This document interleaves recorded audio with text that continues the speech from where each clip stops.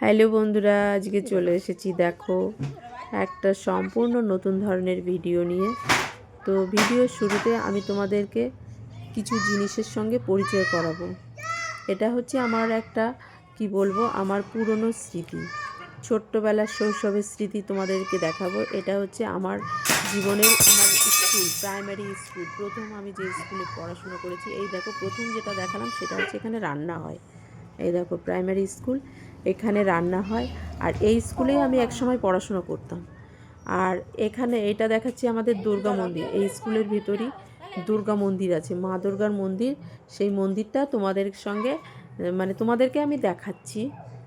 তারপরে দেখো এটা হচ্ছে মা কালী, তার পাশেই আছে আর একটা মন্দির, সেটা মা কালীর পুজো হয়। এবং তার পাশে হচ্ছে মা শীতলা। তো এখানে দেখো কি সুন্দর একটা পরিবেশ আমি তোমাদের সামনে তুলে ধরছি। তার পাশেই তোমাদেরকে দেখাচ্ছি, দেখো এটা হচ্ছে ক্লাব, সেবক সমিতি ক্লাব। দেখো বন্ধুরা, এই ক্লাবটার পরে তোমাদেরকে যেটা দেখাবো সেটা হচ্ছে আমার শৈশবের খুব ছোট্টবেলার স্মৃতি, যেটা যে স্কুলে আমি পড়াশোনা করেছি। ছোট্টবেলায় গুটি গুটি পায়ে অ আ থেকে শুরু করে সবই আমি এই স্কুল থেকে শিখেছি। এটা হচ্ছে আমাদের প্রাথমিক বিদ্যালয়, যেখান থেকে আমি আমাদের সময় পিপি ছিল না, ইনফ্যান্ট বলতো।